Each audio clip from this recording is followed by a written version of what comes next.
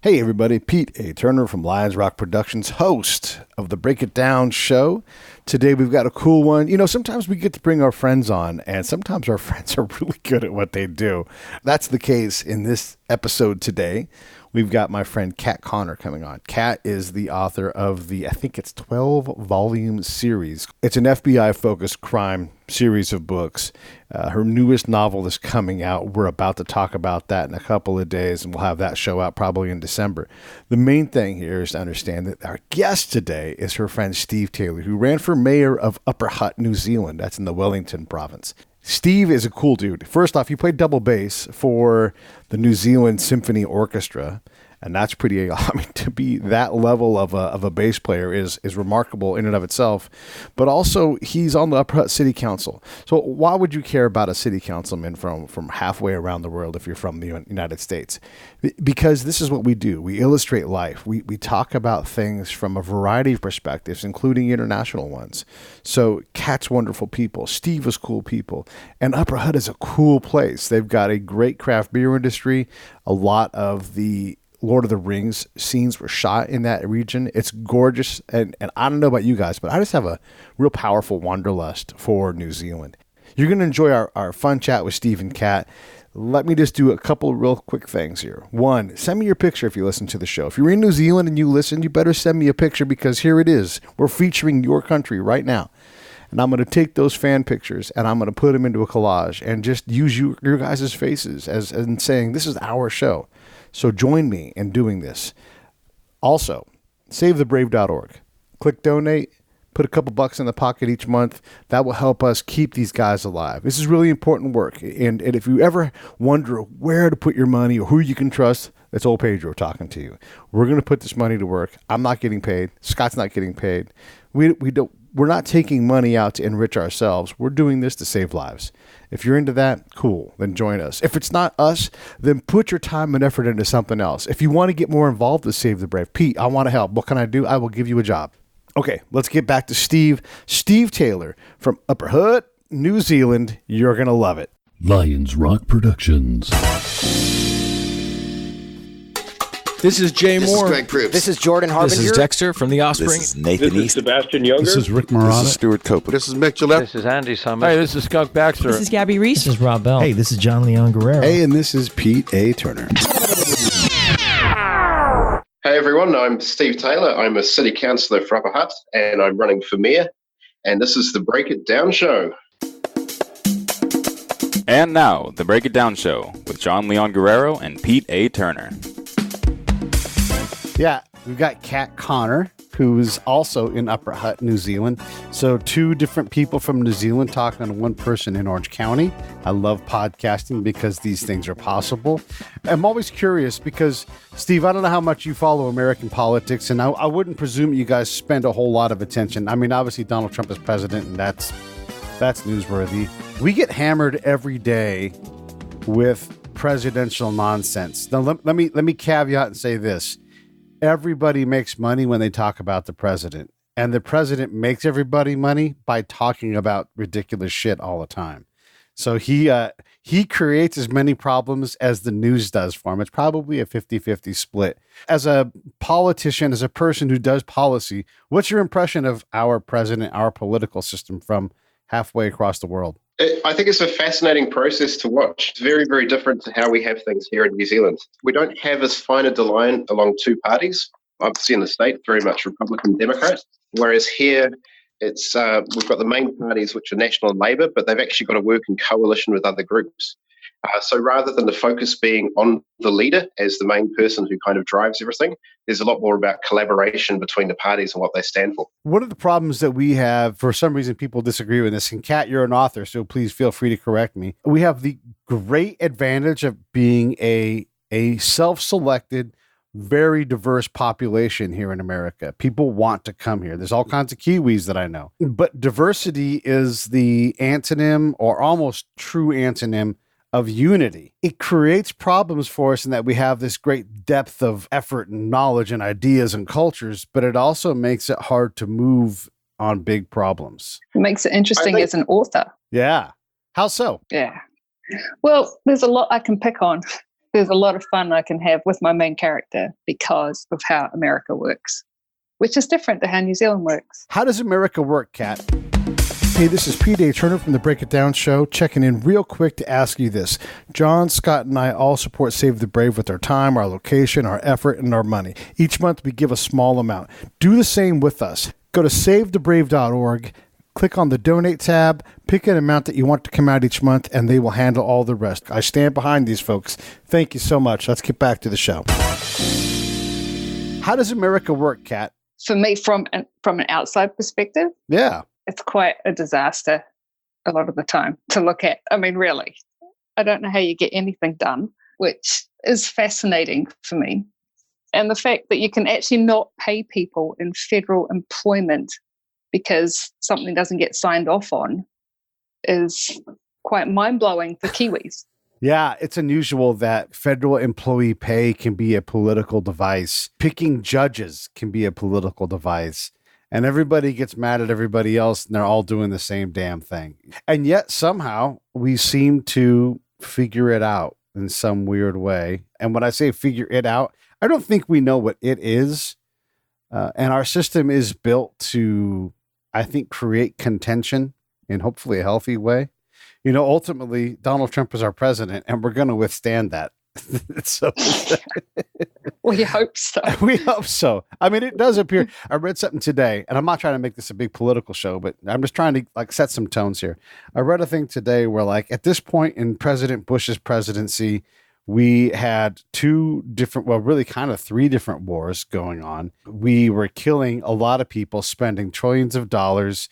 We had signed away a lot of our liberties to the Patriot Act, and we had a lot of problems, and we were careening towards a recession. And then President Obama, same thing, just so much killing, so much money, just it's crazy. And then you look at this presidency and you're like, gosh, is that really any worse? I mean, it's an unusual time here, but let's focus on Upper Hutt and New Zealand. I mean, kind of compare and contrast for me, Kat. You said how we work and it kind of doesn't work. How does New Zealand work? 100% sure half the time, but it does. Like we have the political system we have allows the people to have more of a voice, I think. Okay. And we don't tend to get overly upset about most things. We just find a way of making it work. We work together quite well. And we are a very diverse country. We are. We're a melting pot of a country. We've got everybody here because we're a colony. That's how we started out. And we can work together quite well when we've got a good leader. And currently at the moment, we have a great leader. Yeah. So that's my opinion. Steve might have a different opinion. Yeah, no, but I want to hear Steve's opinion. Steve, how do we work and how do you guys work? I think we've got a very pragmatic system here. If something needs to be done, we generally just go ahead and do it.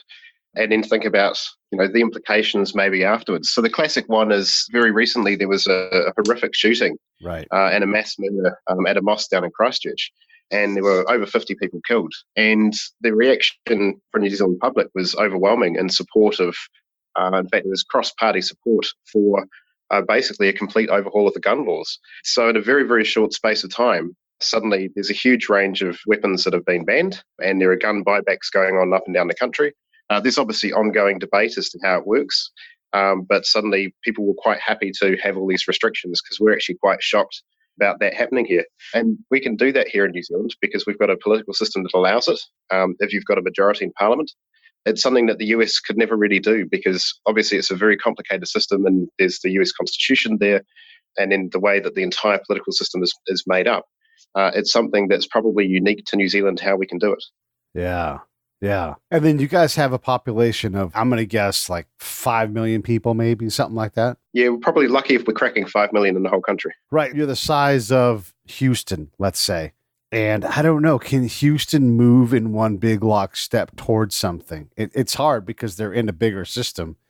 And so, I don't know, does that help you guys govern the way that you govern? Or am I missing something on that? I think there's pros and cons. I mean, there's no perfect governance system. Right. The benefits of the US system is it's so complicated that it essentially limits the amount of damage any one person or group can do. Yeah. Yeah. To actually make massive change in the US, it is so complicated and requires, there's Congress, there's Senate, there's Constitutional, there's Supreme Court. So you can't really have someone come in and almost turn it to a dictatorship overnight because the legal system is set up in such a way to prevent that. Very, very different setup. So our Constitution is not really set in concrete in the same way. It's more like a loosely collected set of documents, case law. We've got the Treaty of Waitangi, and they all kind of work together to give what is our New Zealand Constitution. But we can actually change the laws if you have a majority in Parliament. We work on essentially an English system. So the Supreme Court's the highest court, and if they come out with a precedent, then the rest of the law has to follow unless Parliament overturns legislation in some way. So essentially, you've got the supremacy of Parliament here to an extent, and that kind of works. And again, with the the ethnicity of New Zealand compared to the U.S. too, like if I guess you would say waspy type folks are, I don't know, let's just say 50%, and then there's these other large percentages of blacks and different varieties of Asians, and there are South Americans, and there's Caribbean island folks. There's even some Kiwis. Like if you took the population of New Zealand and took half of it out and then shotgunned a bunch of different ethnicity in there, and I'm asking because I really don't know, do you think that like the way your culture works, that it would kind of follow, or would you guys have similar problems but on a smaller scale trying to get things done? Well, I think we already have similar problems. Okay. In terms of differentiation of opinions and backgrounds and beliefs. I mean, it's critical that you do have differentiation of thought, because otherwise you can't have good, reasonable debates or arguments. Right. And we do actually have quite a diverse and an increasingly diverse culture. We do have special status in New Zealand for Indigenous people, which are New Zealand Maori. And we do have the Treaty of Waitangi, which is signed in 1840. Which is a binding agreement between, it was actually the British Crown and the Maori tribes in New Zealand. So we uphold that to be, one of the prime documents that guide our decisions. So we do things, we have special consultation processes that go on with local iwi, local Maori about decision making, and we all work together in unity for the most part. Yeah. It's good to see that like that unity thing is possible, because we definitely, we struggle with it. And then I want to ask you a policy type question too, because this is always interesting to me. At least here in the US, our tendency is to say, scrap that whole system, put in a whole new one, but we can never agree on which new one. But in reality, policy tends to be more tweaks and adjustments, slides and minor things. You try to improve the efficiency and efficacy of a system. Yeah, it's an interesting one. I mean, I think it was Winston Churchill who possibly said it. Democracy is a terrible form of government, but everything else is so much worse. Yeah. And it's an interesting one, looking at the way, for example, the world has shifted in terms of the use of information. It used to be very much in the past that if you held the most information tight to you, you would have the highest position of power. Whereas the way we're shifting to now, it's those that share the most information actually have the most influence and the most power. So there's been a lot of shifts in the zeitgeist and how we think about things. Mm-hmm. And I think government policies in general, they're more reactionary. So they're slow to catch up rather than be at the forefront of thought. I gotcha. Yeah. Interesting. Hey, Kat, Upper Hutt. Mm-hmm. Could describe for me what your guys' town is like. I mean, I say town, it's one of the bigger cities I'm working on my geography. I'm not referencing anything. You guys are Upper Wellington, and Upper Hutt is about 30,000 people. Is that right? I think, Steve, are we 45? Whoa. We're about 42. 42. 42,000. Okay. Yeah. All right. Yeah. Wellington was right though, right? The Wellington part? Yep. Okay. We're Wellington region, so we're north-ish in the Wellington region, at top of the Hutt Valley. We call that Upper Hutt, Kat. That's what we call Upper Hutt, yeah. Upper Hutt. Upper Hutt. About 35 kilometers from central Wellington. So not very far at all. Okay. And then is the community more like, is it more mountainous? Is it valleys and pastures? No. What is it? We're a valley. A valley. Okay. We're a valley. We've got hills on three sides that are covered in mostly bushland, actually. I'm just looking out the window. It's mostly bush. Over the eastern hills is farmland. Yeah. Over the western hills is more farmland that leads to the sea. And north of us is the Rimataka Ranges, which leads over to the Wairarapa. And when you say the sea, do you mean the Pacific Ocean? No, it's the Tasman. Oh, the Tasman. Okay. Tasman Sea. Tasman I'm trying to think where I am. Where am I? Tasman Sea. Yeah. Okay, and then you're a business owner in a small town, right? Benicia is just a little smaller than what you guys are. We're about 33,000 people, where I come from. I'm in Orange County now. That doesn't make sense to anybody. It's almost the size population of all of New Zealand. But in Benicia, small business owners, they're always trying to vie to try to like get some more purchase, to be able to build their business, to have the independence to do the things they need to do while the city tries to manage the chaos that come from, 500 separate entities. What are your day-to-day worries as a business owner in a small town in New Zealand, Kat? Just getting people through the door. Okay. We are a small town. We're a city, but we're a small town and we have more small town mentality. Uh-huh. So everybody does know everybody or knows somebody who knows somebody. It's really is 2 degrees of separation here. And it's hard.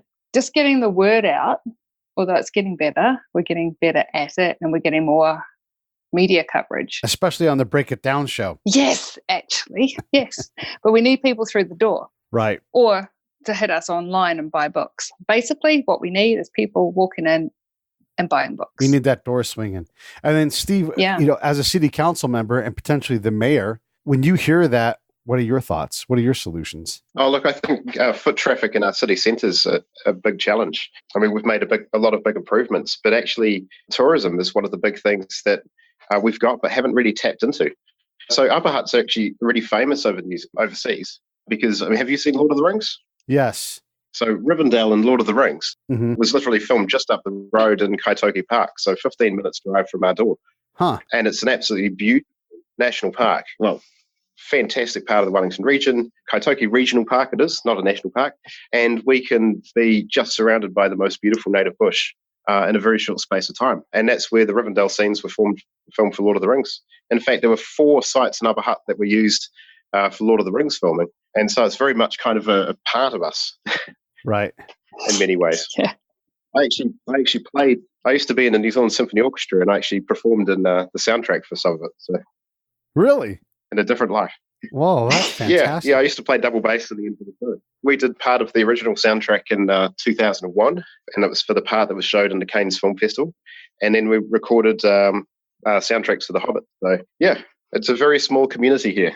Yeah. Almost everyone knows someone that's worked in Lord of That's very true. The tourism is centered on the fact that the Lord of the Ring movies was made there, or is there something else that draws people to the region?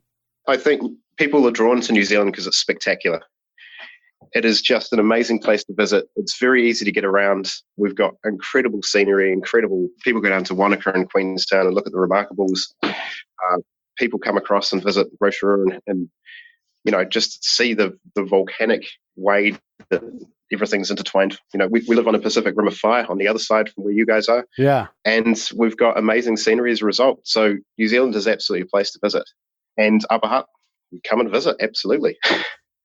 We're friendly. The bay that is to the west of you guys, is that one big body of water or is it two? I'm going to try this.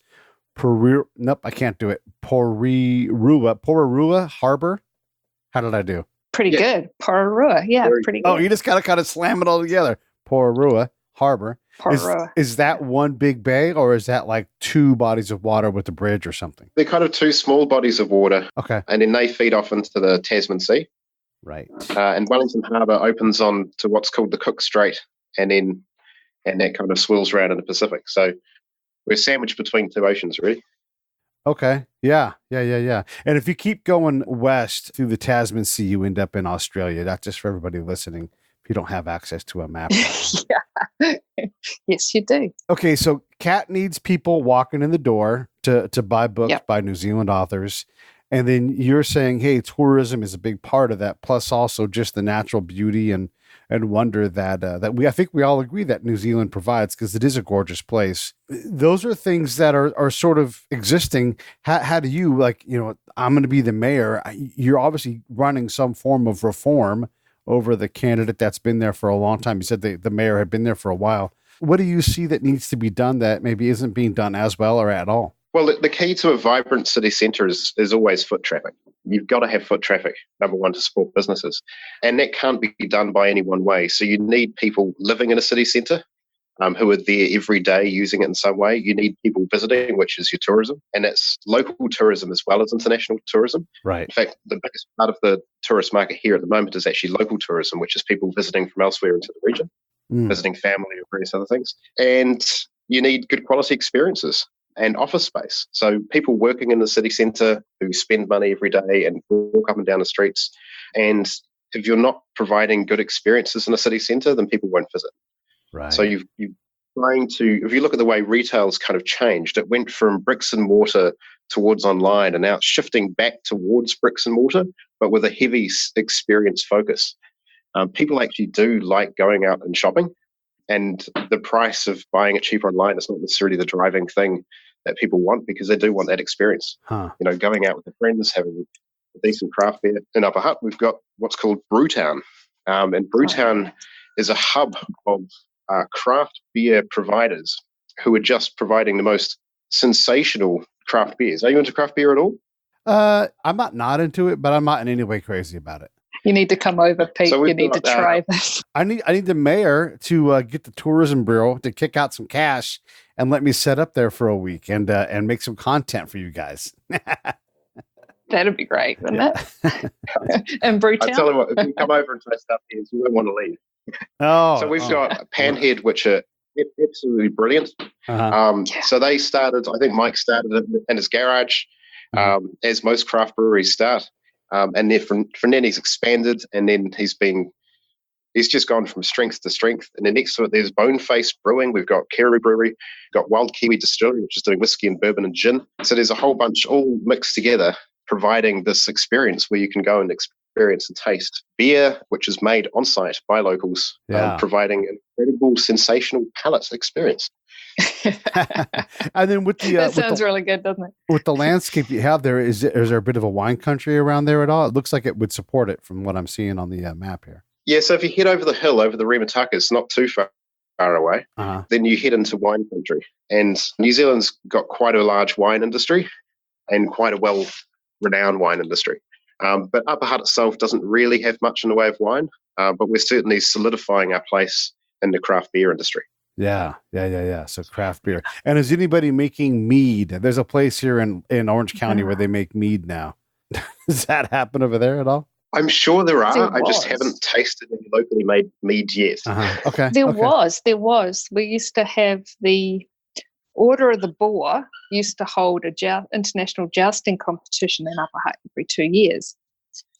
And there was always someone there who sold mead that was made locally. Might have been Plymouton way, but there was always mead. Yeah. What we need is to bring back that. We need to bring back. So we've got bring back the jousting. The jousting. Yeah. So we have the beers, we have the tourism created just by New Zealand being awesome, and then of course the Lord of the Rings stuff.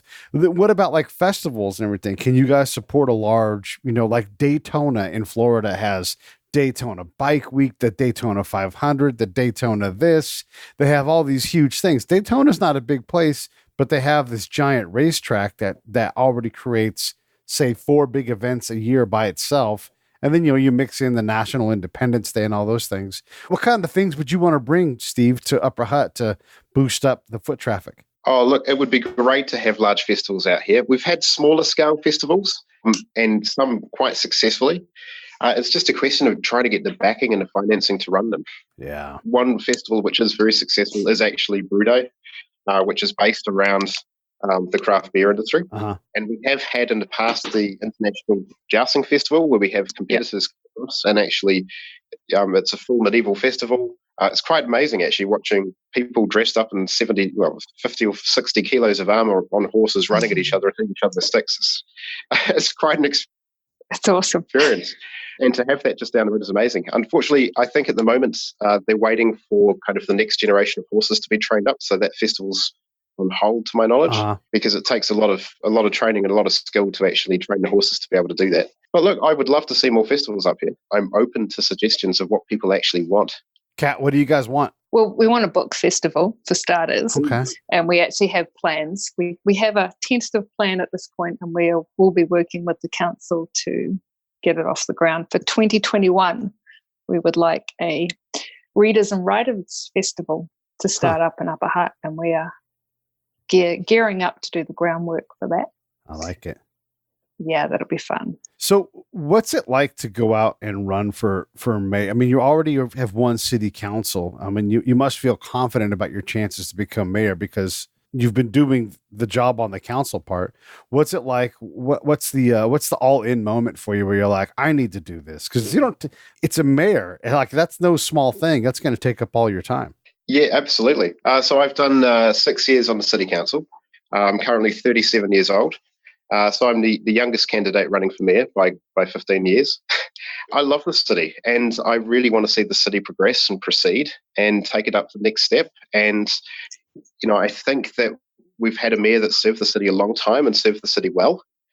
He's been mayor for 18 years. Before that, we had another mayor for 24 years. So we've had 2 mayors since 1977. So it's tough to get change because people have to want change, and they have to believe that they're changing in the right direction. So it's a very different experience to running for council and running for mayor. It's generally older voters that vote. I used to joke the first time I was in Upper Hutt City Council, nobody submitted on the first few plans that we ran that was younger than me. And I didn't feel that young at the time. So trying to encourage younger people to have a voice and have a say and realize that actually they get just as much a part in their city as those who are older. Yeah. Interesting. I mean, you've had long incumbent mayors. What have they gotten right for you guys? Like what's like, man, I don't want to drop this. This is fantastic. Oh, look, I think one of the great things that our current mayor did do is he was a very strong voice against an amalgamation process. So there's a move to try and combine all of the local councils into kind of one big super council, one ring to rule them all type thing. Upper Hutt was very much opposed to that, and he did a great job imposing it. Nice. Okay. So you guys are trying to have your own little, just independent, it's hard enough to run town, not a whole bunch of them. Is that kind of the idea or what? I think there's a danger, if you're a smaller town, there's a danger of you losing your voice in amongst a larger group. And there's a lot that can be said for local democracy and local leadership. And people feel that they get represented better and their voice matters more if they can be heard on a local level. And I think the danger of focusing too much resource into that centre system is that you do lose that opportunity to have a voice that kind of gets swallowed up, and then you kind of end up just being represented by, for lack of a better term, career politicians, rather than those who you've elected, who were there every day talking to you and everything else. So I think the accountability at a local level was much better. It's got mixed things. I mean, there's benefits to amalgamation. There might be cost benefits in certain ways. Right. But actually maintaining that democratic voice is really important to people. And so actually on that stance, that's the way we like to, yeah. That makes sense. One of the things that's going on here is the legalization, whether through medical use or recreational use of pot. Where are you guys at with cannabis? And I'm not trying to put you on a bad spot. I'm not trying to act, to stump for anything. But where are you guys as a city, as a nation, on the legalization of marijuana? We've got a referendum that's coming up alongside the next general election. So that's going to be looking at.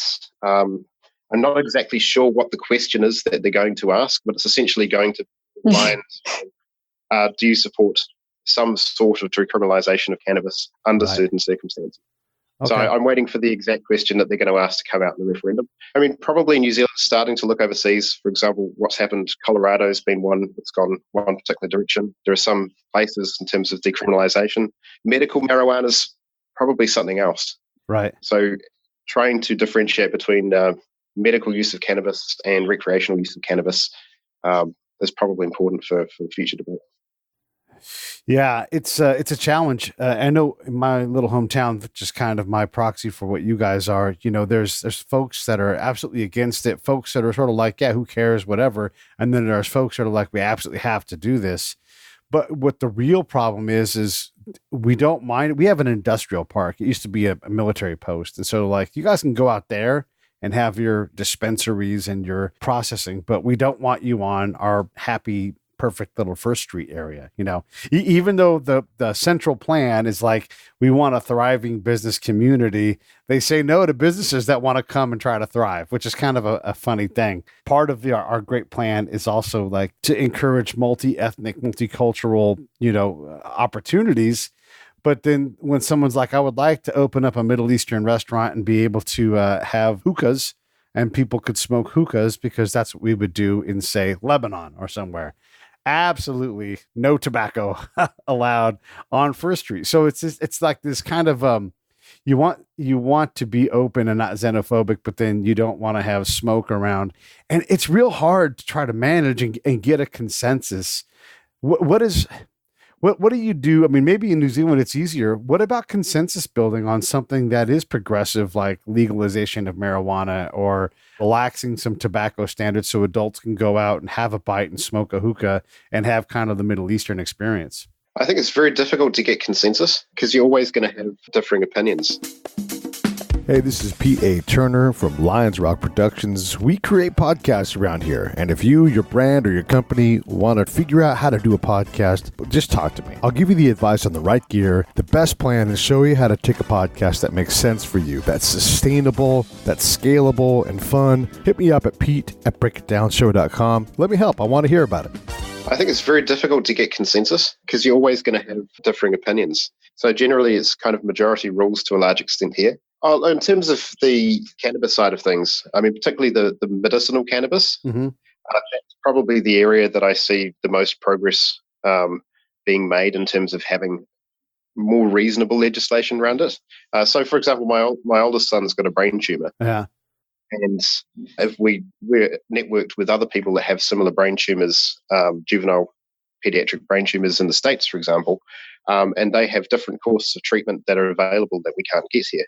And some of those courses of treatments do involve things such as CBD oils. Now, that's something that New Zealand's probably got a very different approach to at the moment. But, if there is something that makes a difference and works in a medical side of things, then surely we should be going for the best possible form of treatment.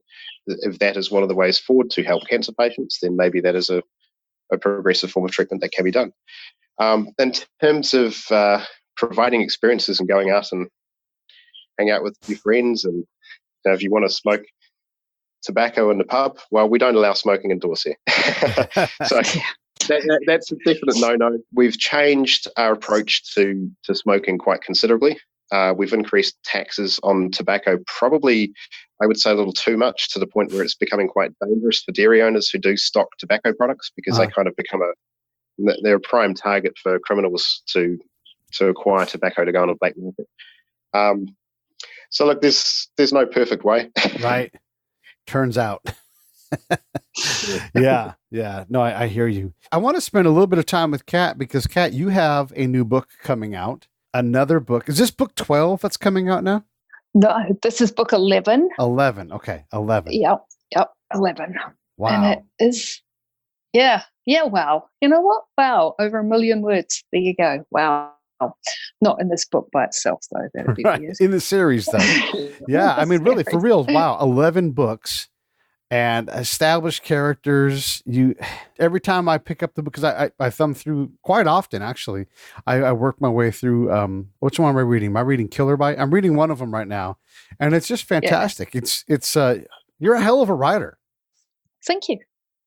I hope I entertain, which is my entire point, is that I want to entertain people, to, I don't know, pull them out of what's going on around them and chuck them into another world.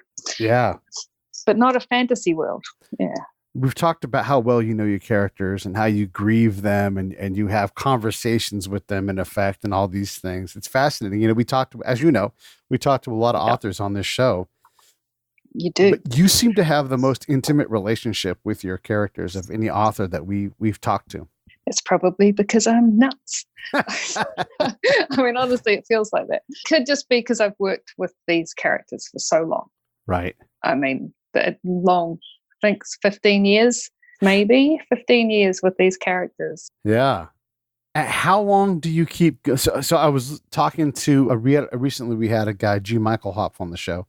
He's a former Marine, and he just is prolific. He wants to write 100 books. He has multiple series. He does novellas. He just writes and writes and writes and writes and writes. How long will you stay with this list of characters? Do you even know? Do you want to open up another series and do something else? Oh yeah, What's going on? Yeah. I'm writing the last book now. Okay. I'm writing it. I know how it ends. And then I'm moving away from Special Agent Ellie Iverson, and I have some new characters that have been waiting. And it's Kiwi set, and they're Kiwi characters. All right. And it's going to be fun. It's really going to be fun. Let's not move on too quick. Tell us about book 11. And this is the last book then in the Byte series. No, I've got one more. I'm still writing the next one, but this is book 11. Book 12 will be the last book 12 is Final so, Byte or whatever. Yeah. Vapor Byte, actually. Vapor Byte, okay. Yeah, nothing to do with vaping, though. Everything to do with vaporware. I was thinking you were going to do some packaging, like you were going to have a vape pen in every book, and she's like, vape with No, but there is going to be some packaging around Vapor Byte when it comes out, because it's about vaporware. So that'll be fun.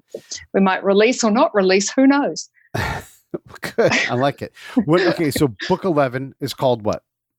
Crypto Byte. Crypto Byte. Oh, we've talked about this one. Okay, good. And you helped. I did. What did I do? Come on, you did all the work. Yeah. But I didn't understand blockchain or cryptocurrency or anything. So you did help. You actually are in the acknowledgements feed. Wow. That's fantastic. Yeah. So this story is, I'm going to tell you what the story is about. It's kind of cool. It's a really, really weird story. It is about, I can't give it away. I'm not going to tell you exactly what it's about. I'm just going to tell you it's about truck hijackings, missing families, stolen chemicals. Ooh. Some really strange photographs, a lot of cryptic text messages, and a hobby that you will not believe. It will seriously blow your mind, this person's hobby. So that is what this book's about. I like it. And Ellie has to work out what's going on while she's trying to juggle her twins, who are now toddlers and getting into everything. Right. And she's got a new job description after Byte, when they lost quite a few people. She's now the SAC of Delta. Nice. So that's going to be fun. Yeah, absolutely. She gets promoted. Yeah. That's a good thing. She gets promoted, yeah. And her boss gets promoted as well.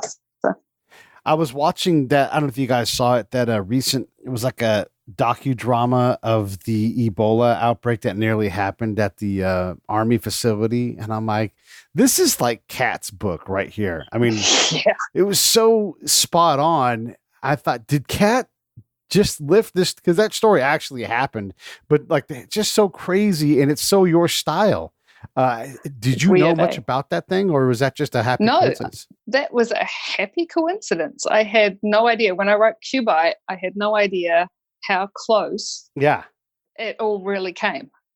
And that was just my imagination going, but what if this happened? I don't want to completely exclude Steve. So Steve, if you want to ask Kat questions, by all means, jump in here with me. Well, look, I'm sure Kat would agree that Upper Hutt's probably the best place to spend a zombie apocalypse. Oh, hell yes. Yeah. We've got an army base, we've got a prison, we've got the National Biocontainment Facility. We've got it all here.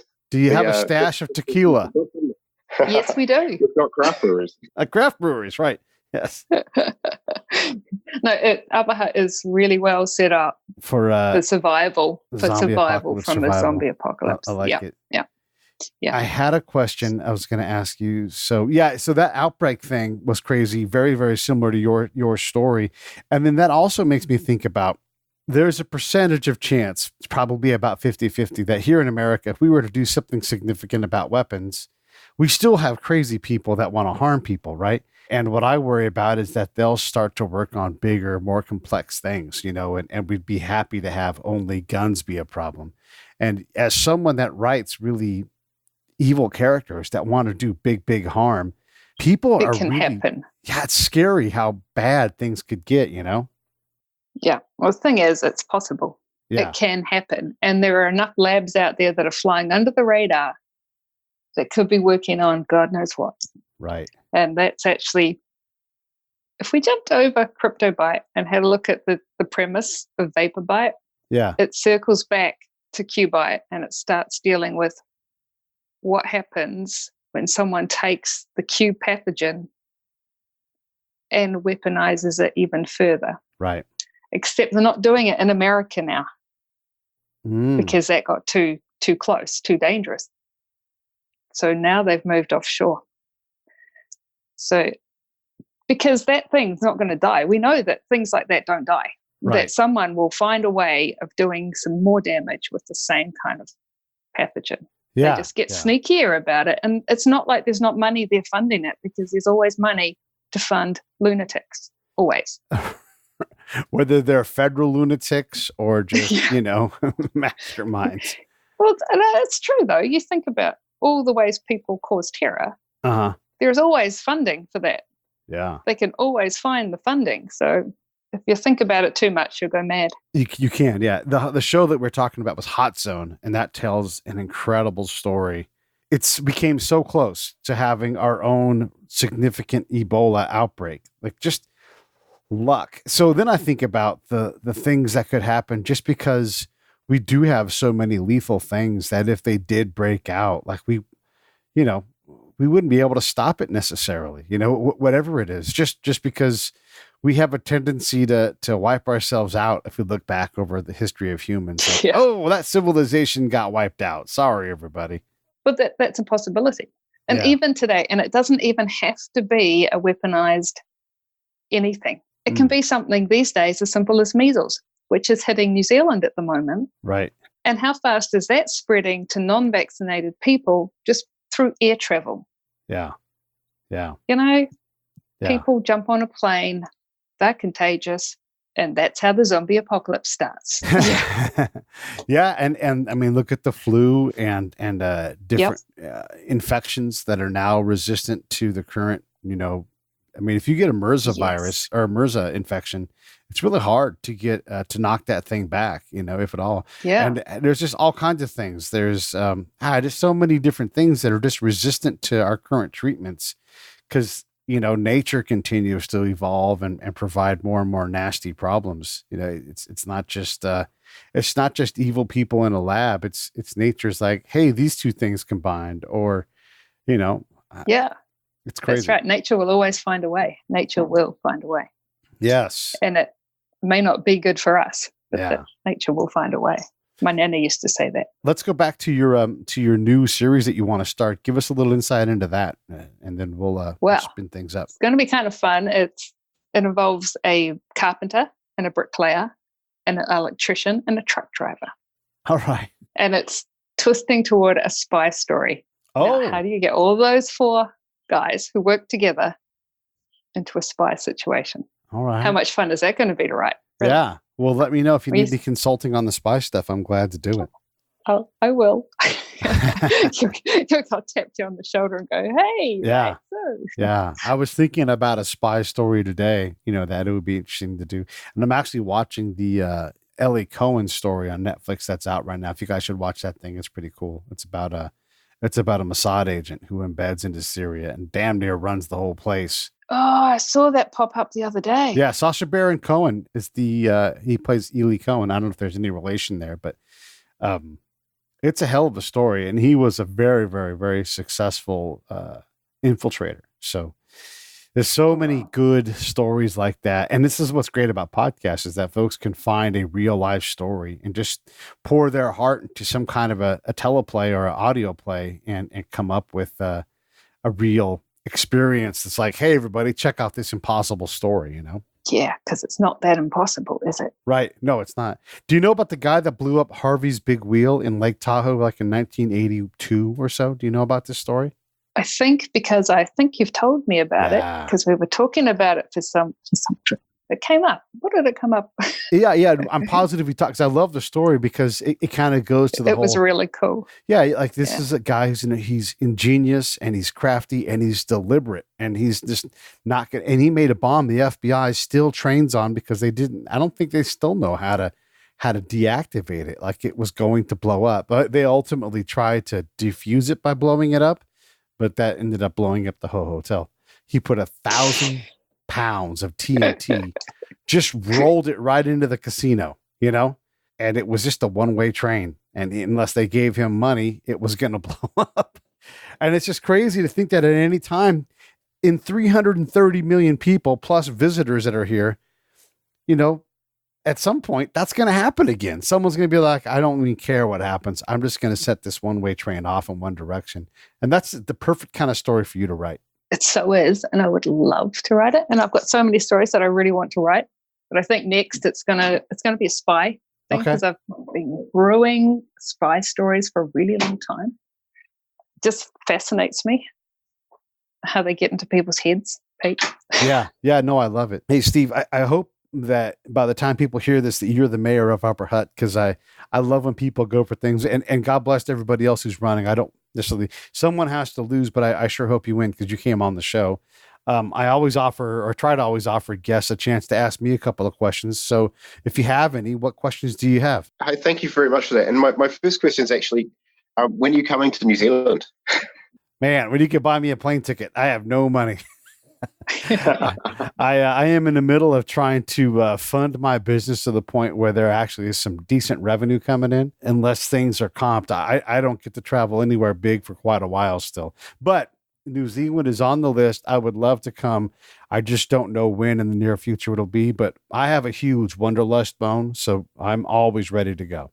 Fantastic. So if you could jump on a plane anywhere tomorrow and visit somewhere, where would you head? That's a great question. And every day it's a different answer. But today, right now, I would love to go back to Turkey.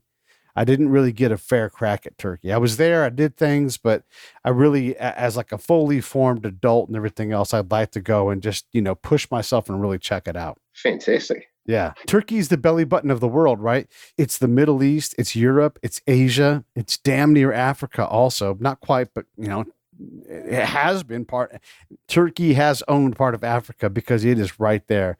You can have completely different worlds collide. It's such a fascinating place. And the fact that it's relatively stable shocks the shit out of me. So I like it. I've been to Israel before, which was absolutely fascinating coming from New Zealand. Yeah. And loved it. It was the most eye-opening trip of my life, I would say. So much history compacted into such a small area, incredible people, and the types of problems they deal with, just fascinating. So, yeah, if I could jump on a plane and go anywhere, I would head back to Israel and explore the country more. I love it. What about you, Kat? If I could jump on a plane tomorrow? Sure. I think we all know I'm going to Perth, but yeah.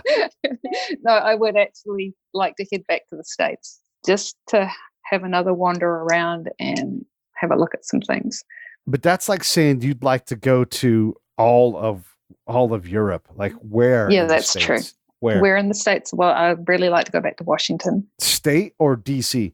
No, DC. Okay. I don't know what it is about that place, but I absolutely love that city. Have you ever flown in to Reagan over the mall of all the monuments and stuff? No, because I flew into Dallas. Okay, next time you fly in, make sure you fly into Reagan, because you fly in over the Central Mall and like over Arlington and the Washington Monument. All of it's right there, and it's just a remarkable approach. Like it captures that part of. I don't know that there's a better approach to come into a place. It's just so fantastic. It sounds really good. Yeah. I just love that city. I do. I love it. I love the atmosphere of it.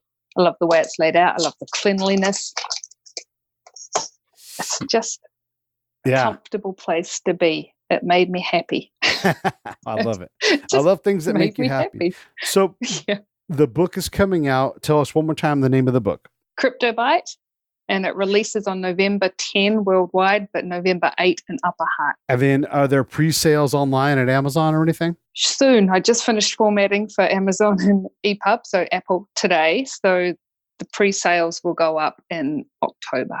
October pre-sales. That's right when this show will drop. Everybody support Kat. The book will be good. I promise you will like it. If you like any kind of crime things at all, her writing is just, it's absolutely, I don't want to say it's professional grade because obviously it is, but she really writes. It's like you remind me sort of Stephen J. Cannell and how you write your stories.